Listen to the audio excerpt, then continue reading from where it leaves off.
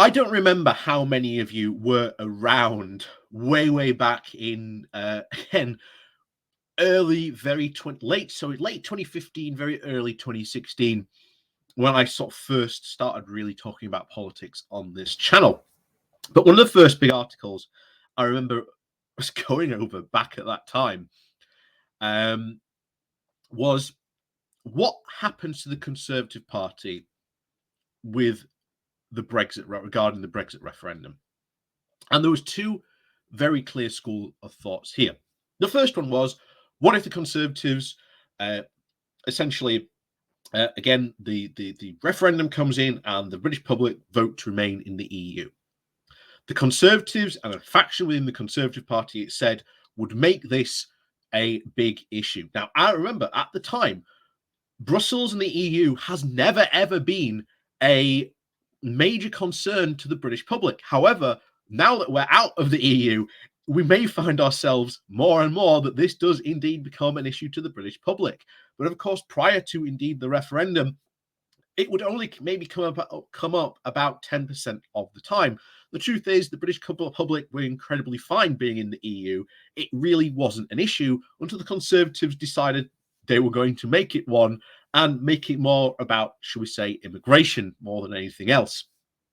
So what happened under that analysis? What did it say? Well, it quite frankly said this, that the hard right of the Tory party would essentially tear the rest of the Tory party apart for not winning that referendum, and would make it themselves an issue within conservatism, and would probably worry the party that this would maybe drag themselves into irrelevancy, as well the British public didn't really care about Brexit at that time.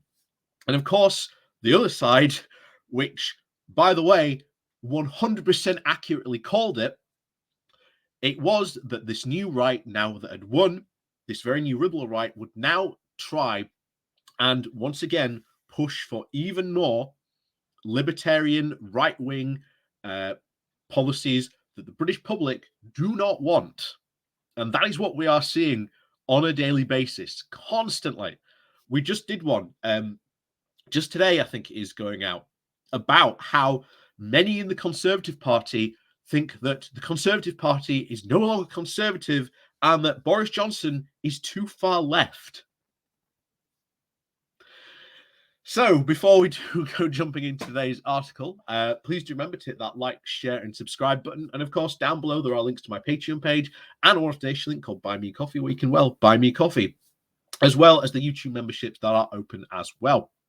So let's jump into this article and find out, according to Raphael Bayer here from The Guardian, what is the best way for Starmer to defeat Johnson? So this comes from The Guardian with the title of, "For Starmer, the best way to take Johnson down right now may be to agree with him. Leaders come and go. Policies move with the times. But the challenge facing Labour is unchanged for generations. To win an election, it must appeal to Conservative voters, which does not come easily to a party that struggles to imagine why anyone in their right mind would be a Tory. Boris Johnson makes that empathetic leap even trickier still. Those who are unmoved by the magnetism of his character find it more alienating than any disagreement over policy or ideology. The Prime Minister's trivials over the recent weeks are tracked by obviously a slide in the poll ratings, and that does help with the problem, but it does not solve it. Polls can be volatile. The more encouraging sign for Labour, of course, is the collapse in Tory MPs' faith in their leader.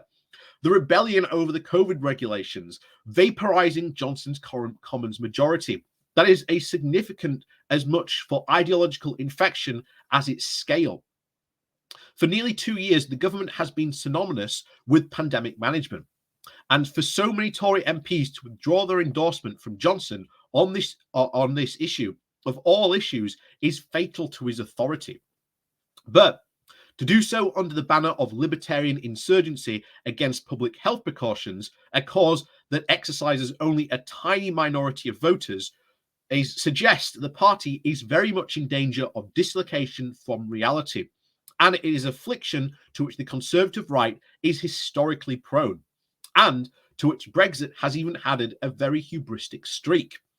Victory in this crusade against the mythical Brussels Empire has cultivated in some MPs a tendency to hallucinate illiberal struggles where there really are just practical choices between imperfect options. That is good enough reason for Labour not to side with the rebels. It would it would be a very satisfying moment to force Johnson to the brink of defeat. But propping him up does contain a very different, more lingering humiliation. No Prime Minister wants to rely on the opposition to get business done, but still less on a question of urgent public safety. Keir Starmer's constructive opposition on the pandemic matters has, pardon me, on pandemic matters has often been very invisible, to the frustration, of course, of the Labour apologists who yearn for the contact of political fist on Tory chin. But when Johnson was in his pomp, rallying the nation in self-defence, attacking him looked very petty at best. At worst, it was effectively siding with the virus. The power dynamic is different with Johnson defunded of any benefit of the doubt.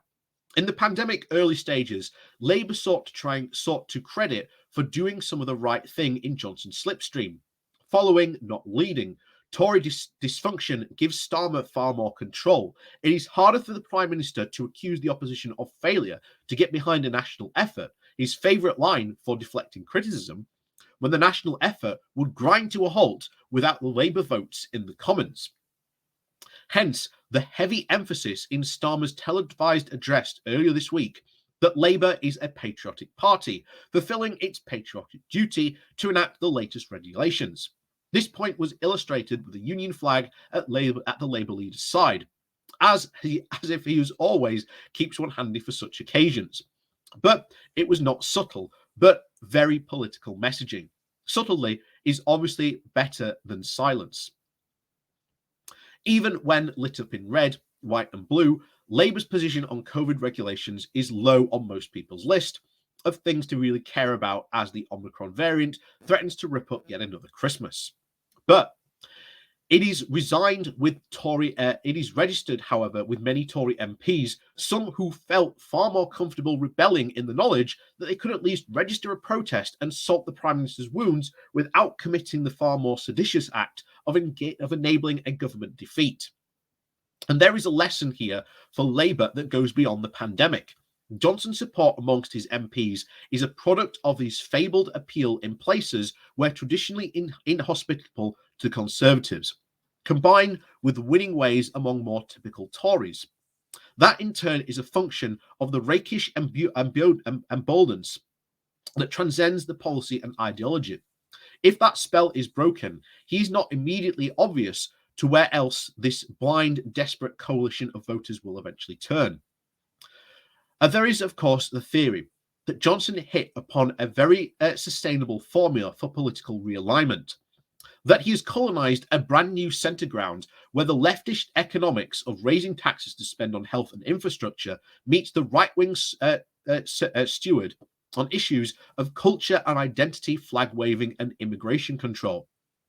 That looks somewhat plausible as the way Johnson tries to join the dots on the map between the economy diverse constituencies, but turning into a plan for government has not been very easy. That's what levelling up is supposed to be, and the Tories are so divided as to actually what that means.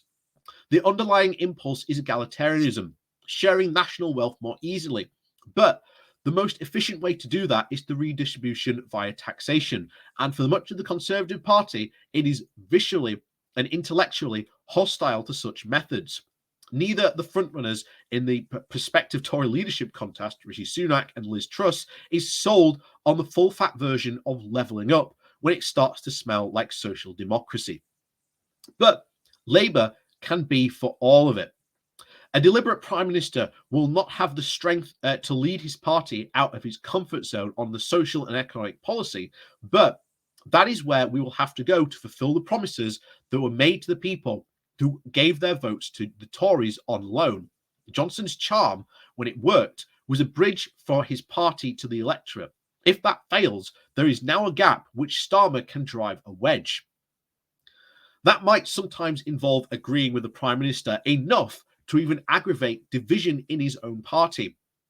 That is the method that David Cameron once used to very good effect for voting for Tony Blair's education reforms in the Commons. Tory endorsement spared Blair the pain of defeat in Parliament, but that was at the price of confirming his status as a heretic to the left. The symmetrical manoeuvres against Johnson is available now to Starmer. Labour voting with the government on COVID restrictions is right in principle, but it has the additional benefit of stoking suspicion on the Tory right that their leaders is now ideologically impure, plus lending very much stability to a very teetering government on its way for the opposition to show readiness for the burdens of office. It would suit Starmer, shall we say, for Johnson to drift into a very loveless cohabitation with the MPs who have forgotten what they ever saw in him. Such a prolonged dysfunction would do more to persuade voters that they need a regime change rather than anything the opposition can say. The trap to avoid, as the Prime Minister's charm curdles, is the smug told-you-so piety of the people who never succumbed to it in the first place. Labour's disdain for the Prime Minister is not in doubt. The opposition's job is to complain about the government, and complain loudest doesn't necessarily make the message more compelling.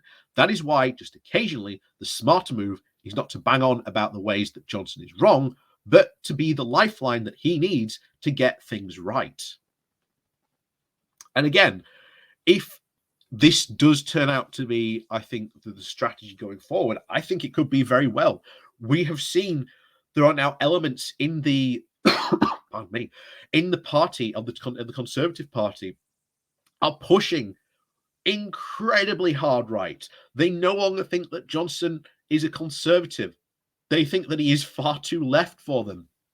And the more they push right, the more they distance themselves from reality, what most people in the UK want, pushing for policies that are going to essentially make the UK far worse. And again, not what the vast majority of voting people in the UK actually want. That's why they were so sold on Johnson's vision for levelling up. Finally, people thought in the North who voted for Johnson for the first time, a Prime Minister who is going to invest in the North when we so desperately need all this funding. And of course, that hasn't happened.